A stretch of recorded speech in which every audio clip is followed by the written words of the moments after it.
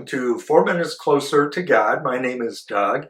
Today I wanted to discuss Charlie Kirk and worldviews. My idea is that a collision of worldviews got Charlie Kirk assassinated. So he was an exceptional proponent of traditional biblical and Christian values, and he did that in a way that Jesus modeled for him, speaking the truth, engaging the lost, and advancing the kingdom. The Bible talks about providing to every man an answer for the faith that lies within you. We see that and the principle there applied in 1 Peter 3, but also Romans 1, what is being faced by people in our world today that is against Christ, against God, and ultimately anti-truth. So 1 Corinthians 2, 13 and 14 declares that as well.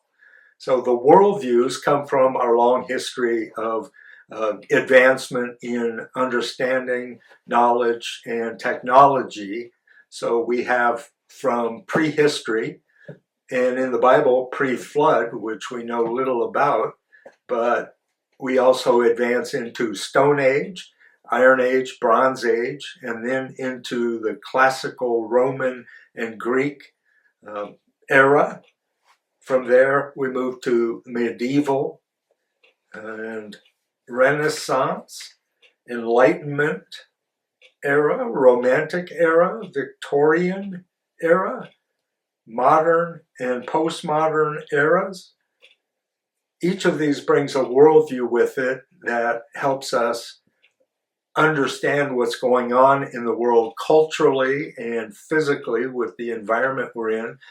But also there's a spiritual worldview, and that is extant. It's spread out across the world today and can be very different between those who hold to them.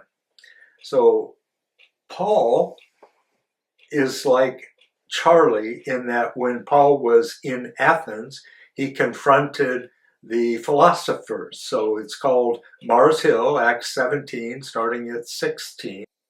While Paul was waiting for them in Athens, he was deeply disturbed in his spirit to see that the city was full of idols.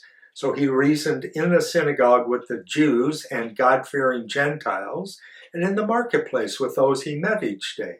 Some Epicurean and Stoic philosophers also began to debate with him. Some of them asked, "What is this babbler trying to say?" Others said, "He seems to be advocating foreign gods." They said this because Paul was proclaiming the good news of Jesus and the resurrection. So they took Paul and brought him to the Areopagus, which is Mars Hill, where they asked him, "May we know what this new teaching is that you are presenting? For you are bringing some strange notions to our ears, and we want to know what they mean." Now, all of the Athenians and foreigners who lived there spent their time doing nothing more than hearing and articulating new ideas. So Paul stood up in the meeting of the Areopagus and said, "Men of Athens, I see that in every way you are very religious. For as I walked around and examined your objects of worship, I found an altar with this inscription, 'To an unknown God.' Therefore, what you worship as something unknown, I now proclaim to you. The God who made the world and everything in it, the Lord of heaven and earth, does not live in temples made by human hands, nor is he served by human hands. That is the God I proclaim." So we have Charlie in the academic environment discussing and debating with people who would come and ask questions. He did that very well, so well that they were confounded by his arguments and his logic.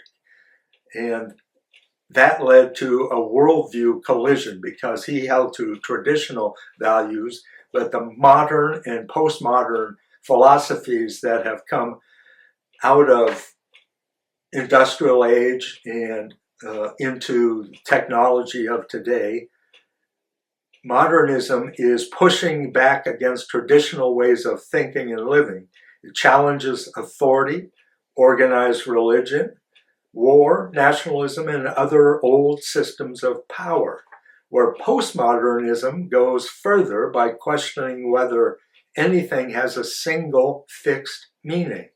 It doubts universal truths, challenges big stories about progress, morality, and it mixes different styles and ideas. So Western culture has mutated from a Christian foundation to a post-Christian into an anti-Christian understanding.